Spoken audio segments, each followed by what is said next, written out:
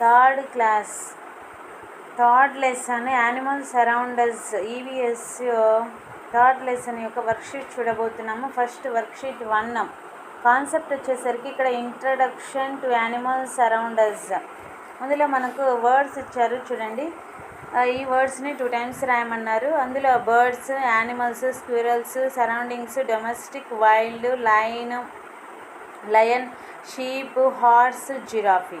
ఈ వర్డ్స్ని మనము రాసిన తర్వాత ఏం చేయాలంటే మ్యాచింగ్ ఉంది. ఇక్కడ మ్యాచింగ్ వచ్చేసరికి డాగ్ ఎక్కడ నివసిస్తుంది? హోమ్. అలాగే హెన్ అనేది డాగ్ అనేది హోమ్కి రక్షణగా ఉంటుంది. హెన్ ఏ విధంగా మారుతుంది? Roasted chicken. దాని తర్వాత హనీ బీస్ ఏం తయారు చేస్తాయంటే honey. Next silkworm, silk cloth తయారవుతుంది. ఈ విధంగా మనకు ఫస్ట్ పేజీ కంప్లీట్ అయింది. నెక్స్ట్ థర్డ్ రో మనకు వెళ్తే వర్క్షీట్ 1లో read the paragraph and answer the following questions. ఇక్కడ పారాగ్రాఫ్ చదివి క్వశ్చన్స్కి ఆన్సర్ చేయవలసి ఉంటుంది. First question, what do domestic animals do for us? మచ్చిక చేసుకునే జంతువులు మనకేం చేస్తాయి అంటే domestic animals help us in many ways. చాలా రకాలుగా మనకు హెల్ప్ చేస్తాయి అన్నమాట. అవి ప్రొటెక్ట్ చేయడం కానీ లేకపోతే ఫుడ్ ఇవ్వడం కానీ ఈ విధంగా మనకు చాలా రకాలుగా ఉపయోగపడతాయి. Next second question, how do pet animals make us feel? పెంపుడు జంతువులు మనల్ని ఏ విధంగా అనుభూతి చెందేలా చేస్తాయి అంటే pet animals give us happiness, మనకు ఆనందాన్ని ఇస్తాయి. Next third question, it is good to care for pet animals why? పెంపుడు జంతువులను రక్షించడం మంచిదైనా ఎందుకు? Yes, because they give us happiness, మనకు సంతోషాన్ని ఇస్తుంటాయి కాబట్టి వాటిని మనము రక్షించాలి. Next first one, which animal is fourth రోమన్లో మల్టిపుల్ చాయిస్ క్వశ్చన్లో first question, which animal is kept at home and gives us milk? మనము ఇంట్లో పెంచుకునేది అదేవిధంగా పాలిచ్చే జంతువు ఏదంటే cow. Second question, Ravi wants an animal to help him plough field, which animal should be choose? Ravi పొలంలో దున్నడానికి ఒక జంతువు సహాయం కావాలని కోరుకుంటాడు. అతను ఏ జంతువు తీసుకోవాలి అంటే ఆక్స్. సి అనేది correct answer. Next third one, look at the list below. ఇక్కడ లిస్ట్ చూస్తే డాగు, క్యాటు, కవ్వు, లయన్ ఇవి జంతువులు ఇచ్చారు. ఇందులో నాట్ బిలాంగింగ్ టు గ్రూప్, ఇందులో వీటికి సంబంధించి సరికానిది ఏది అంటే లయన్. ఎందుకంటే మిగిలిన 3 మనకు డొమెస్టిక్ యానిమల్స్ అయితే లయన్ ఒక్కటి వైల్డ్ యానిమల్, కాబట్టి డి అనేది కరెక్ట్ ఆన్సర్ అవుతుంది. Next page. ఫోర్త్ క్వశ్చన్ చూసుకున్నట్లయితే Meena listens about an animal living in the forest hunting other animals for food, which animal can it be? Meena అడవిలో నివసించే ఒక జంతువు ఆహారం కోసం ఇతర జంతువులను వేటాడుతుంది అని వింటుంది. అది ఏ జంతువు కావచ్చు? ఇక్కడ ఉన్న వాటిలలో కౌ కాదు, గోట్ కాదు, బఫెలో కాదు, కాబట్టి సి అనేది tiger correct answer. Next fifth row మనకి వెళ్తే answer the following questions 2 or 3 sentences. First question, write the names of 2 animals found in the zoo. మనకు జూలో కనిపించే 2 జంతువుల పేర్లు రాయమన్నారు. అందులో రాసాము lion, elephant. Next second question, name 1 domestic animal and 1 wild animal. ఒక డొమెస్టిక్ యానిమల్, ఒక వైల్డ్ యానిమల్ రాయమన్నారు. డొమెస్టిక్ యానిమల్ కౌ రాసాము, వైల్డ్ యానిమల్ టైగర్ రాసాము. Next right the animal name the animal that flies. ఎగిరే జంతువు పేరు రాయమన్నారు. ఎగిరేది ఏంటిది? ఎగిరేటివి ఏమైనా రాయొచ్చు, ఒకటి రాయమన్నారు కాబట్టి క్రో అని రాసాము. నెక్స్ట్ ఫోర్త్ క్వశ్చన్ చూసుకున్నట్లయితే read out these actions given in the box. బాక్స్లో ఉన్న వాటిని చదవమన్నారు. అవి డొమెస్టిక్ యానిమల్స్కి చెందినవైతే డొమెస్టిక్ యానిమల్స్ దగ్గర, వైల్డ్ యానిమల్స్కి చెందినవైతే వైల్డ్ యానిమల్స్ దగ్గర రాయమన్నారు. మనము డొమెస్టిక్ యానిమల్స్ దగ్గర ఏమేమి మనకు ఇవి చెందుతాయి అంటే గివింగ్ మిల్క్, పాలిస్తాయి, పుల్లింగ్ కార్డ్స్, అదేవిధంగా బండిని లాగుతుంటాయి. ఇవి మనకు డొమెస్టిక్ యానిమల్స్ చేసే పనులు. Next wild animals hunting animals, యానిమల్స్ని వేటాడతాయి, అదేవిధంగా లివింగ్ ఇన్ ఫారెస్ట్, అడవులలో నివసిస్తాయి. తర్వాత sixth question, answer the following questions. ఇక్కడ first question, Arjun and his family. Arjun అతని కుటుంబ సభ్యులు పెంపుడు కుక్కను చాలా జాగ్రత్తగా చూసుకుంటున్నారు. మీరు అర్జున్ స్థానంలో ఉంటే కుక్కను ఎలా చూసుకుంటారో రాయమన్నారు.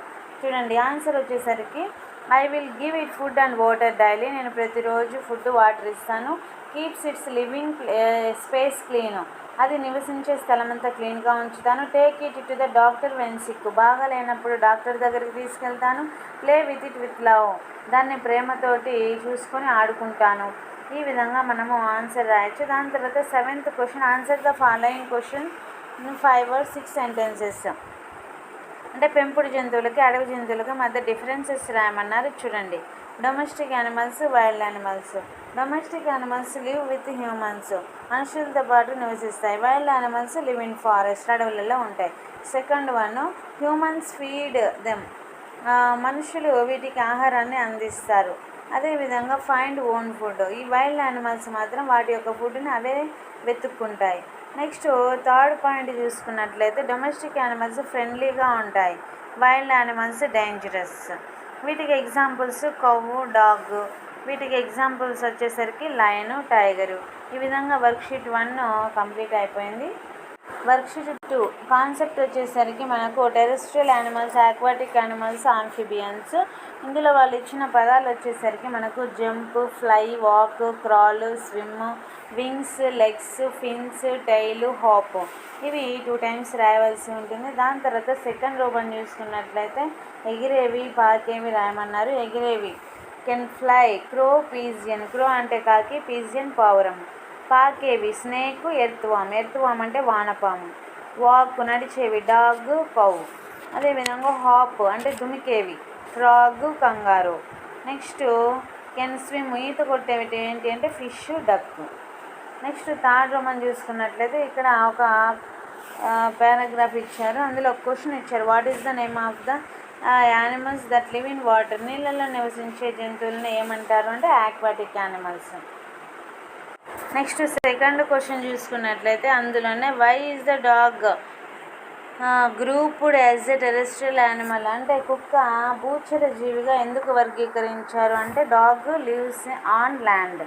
నెక్స్ట్ థర్డ్ క్వశ్చన్, ఏనుగు ఆక్వాటిక్ యానిమల్ కాదు అని ఎలా మనకు తెలుస్తుంది అంటే ఎలిఫెంట్ లీవ్స్ ఆన్ ల్యాండ్, భూమి మీద నివసిస్తుంది కాబట్టి not in water.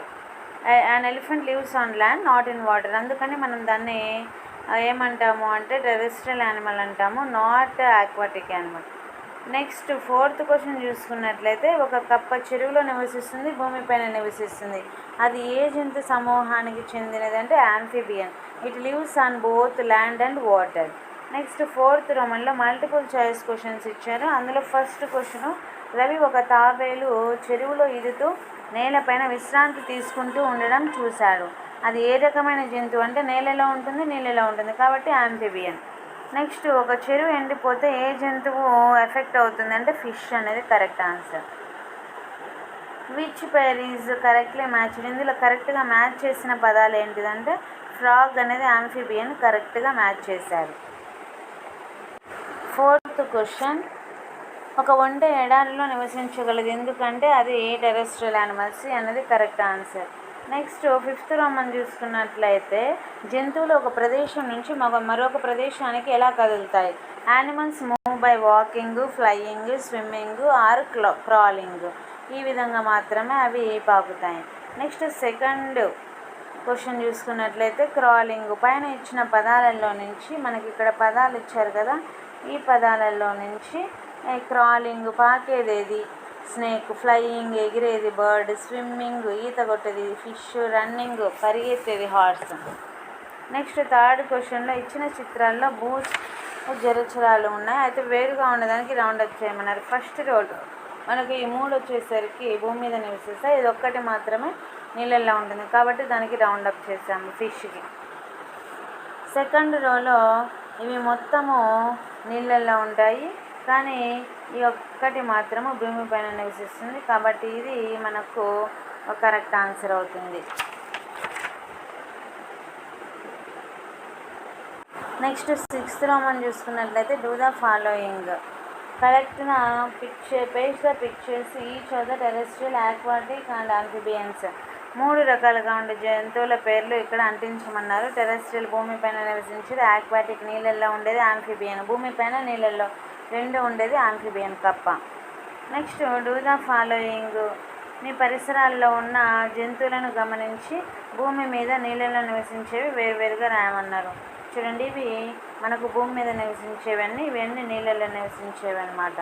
Cow, dog, cat, goat, buffalo ఇవన్నీ భూమి మీద ఉండేటివి. Fish, crab, turtle, prawn, duck ఇవన్నీ నీళ్ళల్లో ఉండేటివి. ఇంతటితో మనకు వర్క్షీట్ 2 కంప్లీట్ అయిపోయింది. వర్క్షీట్ 3కి వెళ్దాం. వర్క్షీట్ 3 కాన్సెప్ట్ వచ్చేసరికి హోమ్స్ ఆఫ్ వేరియస్ యానిమల్స్. ఇక్కడ పదాలు ఇచ్చారు, 2 టైమ్స్ రాయమన్నారు. అవి den, kennel, nest, various, farm, shed, tree, burrow, shelter, home. ఇవి మనకి ఇచ్చిన పదాలు 2 టైమ్స్ రాసాము. వాటి తర్వాత మ్యాచ్ ద ఫాలోయింగ్ ఇచ్చారు. చూడండి, సింహం అనేది ఎక్కడ డెన్లో ఉంటుంది, పిచ్చుక నెస్ట్, పామ్ వచ్చేసరికి యాంట్ హిల్, కోతి వచ్చేసరికి ట్రీ. ఈ విధంగా మనం మ్యాచింగ్ చేయొచ్చు.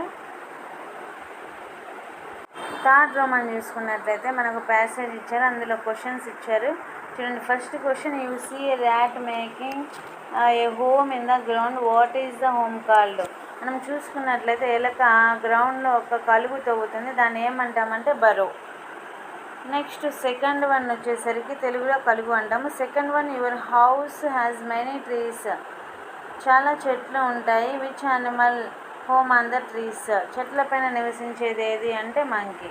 Next, animal kept near your house and it gives milk. మనం ఇంటి దగ్గరలో వేసుకొని పాలు ఇస్తుంది. అదేవిధంగా యానిమల్ షెల్టర్ నేమ్, ఆ షెల్టర్ యొక్క పేరేంటి అంటే షెడ్. మనం ఆవులకు కానీ బర్రెలకు కానీ షెడ్ వేసి వాటి నుంచి మనకు అవసరమైన పాలను తీసుకుంటాము, దాన్ని మనం షెడ్ అంటాము. నెక్స్ట్ కింద ఫోర్త్ రో మనకు వస్తే మల్టిపుల్ చాయిస్ క్వశ్చన్స్ ఇచ్చారు. First one, which pair is correctly matched. ఇందులో కరెక్ట్గా ఉన్న మ్యాచింగ్ ఏదంటే మంకీ ట్రీ. మంకీ ట్రీ మీద నివసిస్తుంది అని. Next, which 2 animals can share the same type of shelter. Okay type of shelter ఉండే యానిమల్స్ ఏవంటే కౌ అండ్ బఫెలో. బి అనేది correct. Next third one, which action shows the care for animal shelter. ఇక్కడ animal షెల్టర్ని which action, ఇందులో ఉన్న పదాలలో animal shelter, యానిమల్స్ని రక్షించడానికి వాడే పదం ఏంటంటే ప్రొటెక్టింగ్ ట్రీస్. ఇది సి అనేది కరెక్ట్ ఆన్సరు. నెక్స్ట్ ఫిఫ్త్ రో మనం చూసుకున్నట్లయితే జంతువుల నివాసాలు ఎందుకు అవసరం అంటే animals need homes for safety from rain, heat, cold. గాలి, వేడి, చల్లదనము, వర్షము ఇలాంటి వాటి నుంచి రక్షించుకోవడానికి యానిమల్స్కి హోమ్స్ అనేవి అవసరము. అదేవిధంగా సెకండ్ క్వశ్చన్, ఆవు మరియు చేపలను చూడండి, వాటి నివాసాలు ఏ విధంగా ఉన్నాయో చెప్పమన్నారు. A cow lives on land in a షెడ్లో నివసిస్తుంది ఆవు. ఏ ఫిష్ లివ్స్ ఇన్ వాటర్లో నివసిస్తుంది ఫిష్.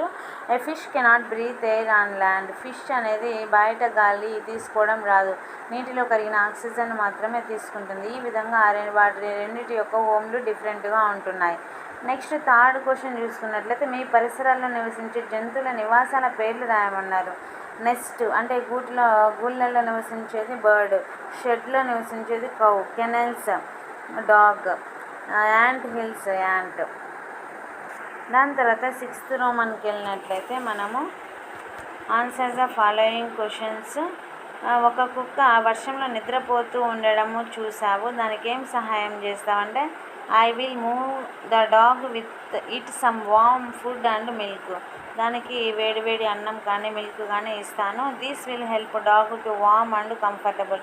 అవి తాగడం వల్ల కుక్క అనేది కొంచెం కంఫర్టబుల్గా ఉంటుంది అని చెప్పచ్చు.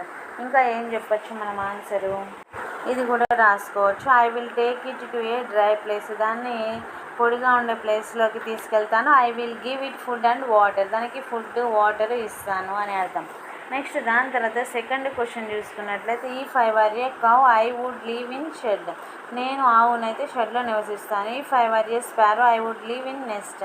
నేను పిచ్చుకనైతే నెస్ట్లో నివసిస్తాను. If I were a lion I would live in den. నేను లయన్ అయితే నేను డెన్ గుహలో నివసిస్తాను. If I were a rabbit I would live in burrow. నేను ర్యాబిట్ని అయితే నేను ఖచ్చితంగా కలుగులో నివసిస్తాను. If I were a rabbit. Next if I were a rat I would live in a hole. ఒకవేళ నేను ఎలుకనైతే కలుగులో నివసిస్తాను, అంటే గ్రౌండ్కి రంధ్రం చేసుకొని అందులో నివసిస్తాను అని అర్థం. నెక్స్ట్ 6th క్వశ్చన్కి వస్తే ఇక్కడ పక్షి గూడుకి కౌ షెడ్కి మధ్య డిఫరెన్సెస్ రాయమన్నారు. చూడండి, birds nest, cow shed. Birds build themselves, పక్షుల వాటినంతట అవే గూళ్ళు కట్టుకుంటాయి. హ్యూమన్స్ బిల్డ్ షెడ్స్, మనుషులు వీటికి కట్టిస్తారనమాట ఆవులకి. అలాగే ఇవి స్మాల్ చిన్నగా ఉంటాయి, కౌ షెడ్ మాత్రం పెద్దగా ఉంటుంది. ఇవి బర్డ్స్ నెస్ట్ హైట్లో ఉంటాయి అన్నమాట, ఇవి గ్రౌండ్కి దగ్గరగా ఉంటాయి. 4th పాయింట్, పక్షి గూళ్ళు మేడ్ యూజింగ్ ట్రింగ్స్ అండ్ లీవ్స్, అవి చిన్న చిన్న కట్టె పుల్లలు ఆకులను పెట్టుకొని ఉపయోగిస్తాయి. అదే కౌ షెడ్ అయితే మనము యూజింగ్ వుడ్ అండ్ ఐరన్, చెక్క కర్రలు అదేవిధంగా ఐరన్ షీట్స్ వీటిని ఉపయోగించి మనము తయారు చేస్తాము. Next 5th point, protect babies. గూళ్ళు ఇవి నెస్టులు ఉండడం వల్ల వాటి యొక్క పిల్లల్ని ప్రొటెక్ట్ చేసుకోవచ్చు. ప్రొటెక్ట్స్ ఫ్రమ్ వెదర్, ఇవి షెడ్ ఉండడం వల్ల వాతావరణం నుంచి వాటిని అవి ప్రొటెక్ట్ చేసుకోవడానికి ఉపయోగపడతాయి. ఈ విధంగా వర్క్షీట్ 3 అనేది కంప్లీట్ అయిపోయింది. ఇప్పుడు వర్క్షీట్ 4కి వెళ్దాం. వర్క్షీట్ 4 కాన్సెప్ట్ వచ్చేసరికి హెర్బివోర్స్, కార్నివోర్స్, ఓమ్నివోర్స్. ఇందులో మనకు పట్టికలో పదాలు ఇచ్చారు. చూడండి, hungry, grass, barking, sounds, herbivores, carnivores, omnivores, food, whale, bear. ఈ విధంగా మనం పదాలు 2 times రాసిన తర్వాత కింద సెకండ్ రోమన్లో పెంపుడు జంతువులు, అడవి జంతువులు ఉన్నాయి. వేరుగా ఉన్నదానికి 0 చుట్టమన్నారు. ఈ 2 అడవి జంతువులు కాబట్టి కౌ అనేది ఒకటి పెంపుడు జంతువు, సర్కిల్ చేసాము. సెకండ్ రోలో ఫస్ట్ లాస్ట్ జంతువులు వచ్చేసరికి మనం పెట్ యానిమల్స్ అనుకుంటే, మధ్యలో జీబ్రా అనేది వైల్డ్ యానిమల్ కాబట్టి దానికి సర్కిల్ చేయొచ్చు. నెక్స్ట్ 3rd రోలో ఫస్ట్ 2 డొమెస్టిక్ యానిమల్స్, 3వది వచ్చేసరికి వైల్డ్ యానిమల్ కాబట్టి దానికి మనం సర్కిల్ చేయొచ్చు. నెక్స్ట్ 3rd రో మనం చూసుకున్నట్లయితే పారాగ్రాఫ్ ఇచ్చారు, అందులో క్వశ్చన్స్ ఇచ్చారు. ఆవు మొక్కల నుంచి లభించే ఆహారాన్ని మాత్రమే తింటుంది, ఇది ఏ రకమైన జంతువు అంటే హెర్బివోర్.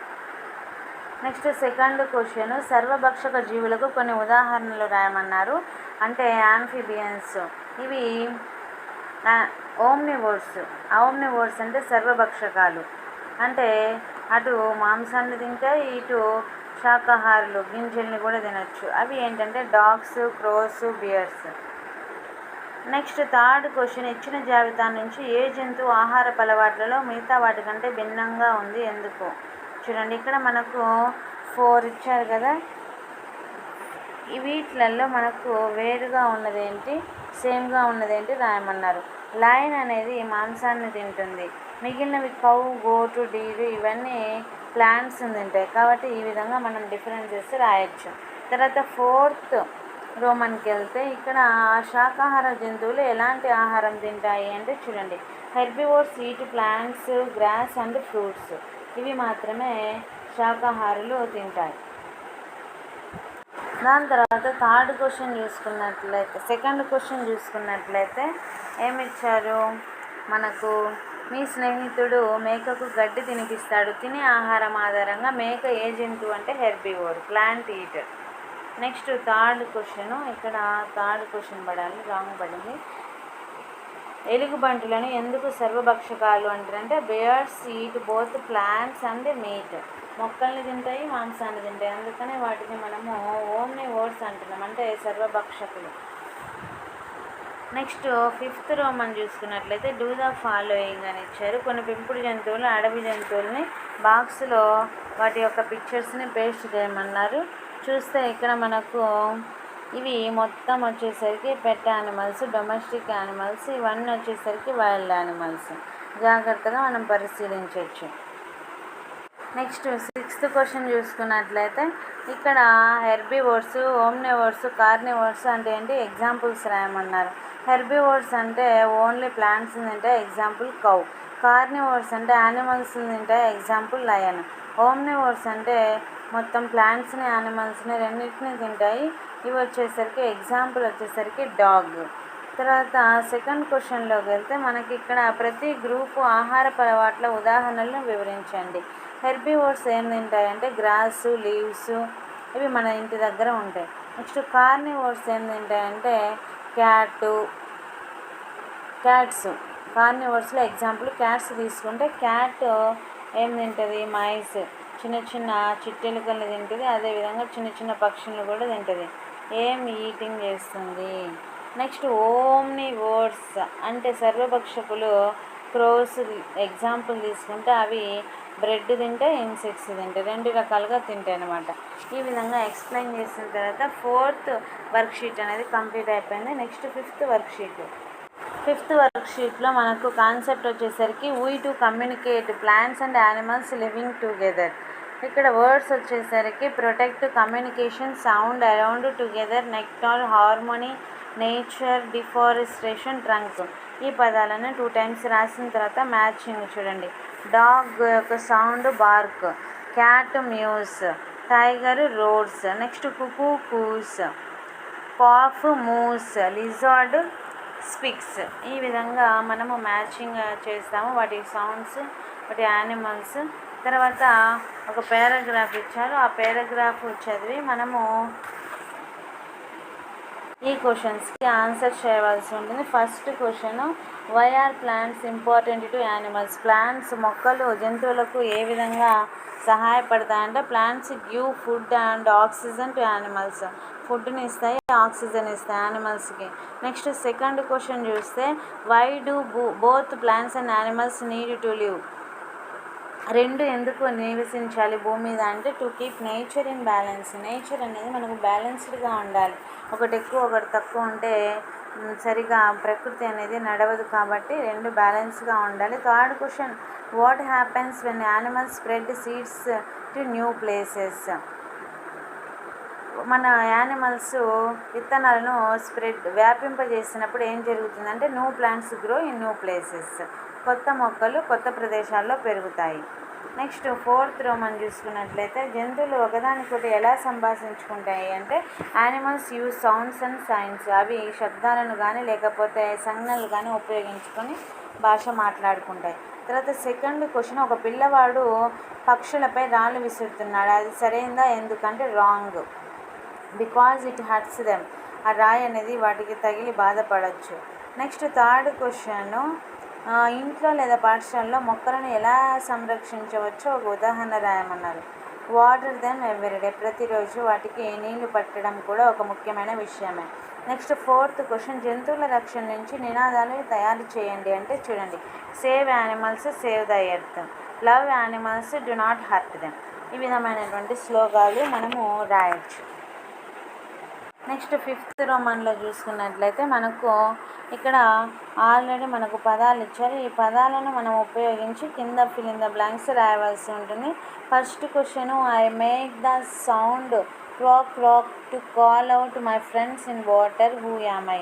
నేను నీళ్ళలో నుంచి మా ఫ్రెండ్స్ కోసం నేను క్రాక్ క్రాక్ అని శబ్దం చేస్తాను అంటే frog. Next second, I make sound coo coo louder and higher each time. People know that when I sing the warm summer is here, who am I. వసంతకాలంలో నేను కూస్తాను, ఎవరిని అంటే కుకు, కోకిల. నెక్స్ట్ ఐ మేక్ సౌండ్ భౌ భౌ అంటే dog. 4th one, నేను కా కా అని అరుస్తాను, కాకి. ఈ విధంగా ఆన్సర్స్ రాసిన తర్వాత 1 word ఆన్సర్స్. 6th క్వశ్చన్ చూసుకున్నట్లయితే which is better nature. A B options ఇచ్చారు. ఇందులో బెటర్గా ఉన్న ఆప్షన్ ఏది అంటే మనకు కటింగ్ ట్రీస్, చెట్లు నరకడం అనేది మంచిది కాదు. కాబట్టి చెట్లు అనేది రక్షించడం మంచి విషయం కాబట్టి బి అని రాసాము. ఏ విధంగా అంటే రీజన్ రాసాము. Trees provide food, animals give food. మనకు యానిమల్స్ కానీ ప్లాంట్స్ కానీ ఫుడ్ను అందిస్తాయి కాబట్టి అవి 2 ఖచ్చితంగా ప్రకృతిలో ఉండాల్సిందే. నెక్స్ట్ చివరిగా మనకు అసెస్మెంట్ చూసుకున్నట్లయితే ఫస్ట్ క్వశ్చన్, పులి జంతువుల మాంసాన్ని మాత్రమే తింటుంది కాబట్టి దాన్ని ఏమంటామంటే కార్నివోర్స్ అనేది కరెక్ట్ ఆన్సర్ అవుతుంది. నెక్స్ట్ సెకండ్ క్వశ్చన్, కుందేలు శాకాహారి అని ఎందుకు అంటారు అంటే because it only plants like grass and carrots. అవి మాత్రమే తింటుంది కాబట్టి బి అనేది కరెక్ట్ ఆన్సర్. నెక్స్ట్ కోతి ప్రమాదంలో ఉన్నప్పుడు బిగ్గరగా అరుస్తుంది ఎందుకంటే టు వార్న్ అదర్ మంకీస్, ఇతర మంకీస్ని పిలవడానికి. కాబట్టి బి అనేది కరెక్ట్ ఆన్సర్. దాని తర్వాత 4th క్వశ్చన్ చూసుకున్నట్లయితే ఏమడుగుతున్నారు, పక్షులు చెట్లపైన గూడులు నిర్మించుకుంటాయి, ఒకదానితో ఎలా సహాయపడతాయి అంటే trees give shelter, birds and spread seeds. చెట్లు షెల్టర్ ఇస్తే పక్షులు అనేవి వాటి విత్తనాలను స్ప్రెడ్ చేస్తూ ఉంటాయి ఇతర ప్రదేశాలకు. కాబట్టి బి అనేది కరెక్ట్ ఆన్సర్ అవుతుంది. ఈ విధంగా మనం కరెక్ట్ ఆన్సర్స్ని రాయొచ్చు. దాని తర్వాత చూసుకున్నట్లయితే సెకండ్ రోమన్లో యాంఫీబియన్స్ ఎక్కడ ఉంటాయి, టెరెస్ట్రియల్ యానిమల్స్ ఎక్కడ ఉంటాయి. Amphibians lives on land and water, నీళ్ళల్లోనూ ల్యాండ్ పైన నివసిస్తాయి. టెరెస్ట్రియల్ అంటే ఓన్లీ ల్యాండ్ మీద నివసించేటివి మాత్రమే. సెకండ్ క్వశ్చన్, శాకాహారులు వాళ్ళు ఒకవేళ మొక్కలు లేకపోతే ఏమవుతారు అంటే they will starve and die. అవి ఆకలితో మాడి చనిపోతారు. మొక్కలు లేకపోతే శాకాహారులు ఆకలితో మాడిపోయి చనిపోతారు. Next page. Next third roman చూసుకున్నట్లయితే లయన్స్ డెన్, ర్యాట్స్ బరోని వాటి యొక్క డిఫరెన్సెస్ రాయమన్నారు. 2 డిఫరెన్సెస్ రాస్తే మనం ఇక్కడ లయన్స్ డెన్ పెద్దగా ఉంటుంది, ర్యాబిట్స్ యొక్క బరో అనేది చిన్నగా ఉంటుంది. లయన్స్ డెన్ న్యాచురల్గా ఏర్పడుతుంది, ర్యాట్స్ యొక్క బరో అనేది అదే తవ్వుకుంటుంది లోపలికి కలుగు. దాని తర్వాత నెక్స్ట్ కింది ప్రశ్నలకి సమాధానాలు రాయండి. పరిసరాల్లో మొక్కలు జంతువులు కలిసి జీవించేందుకు మీరు ఎలా సహాయపడతారు అంటే ఇవి రాయొచ్చు. మొక్కలకి మనము ప్రతిరోజు నీళ్లు పోయవచ్చు. అదేవిధంగా do not cut down trees, చెట్లను నరికివేయము. Keep food outside the birds and animals, పక్షులకి అదేవిధంగా యానిమల్స్కి ఆహారము బయట ఉంచుతాము. డు నాట్ హర్ట్ యానిమల్స్, యానిమల్స్కి ఏ విధమైనటువంటి హాని చేయము. ఈ విధంగా మనము యానిమల్స్ అరౌండ్ అస్ అనే టాపిక్ అనేది కంప్లీట్ అయిపోయింది. Thanks for watching this video and subscribe my channel.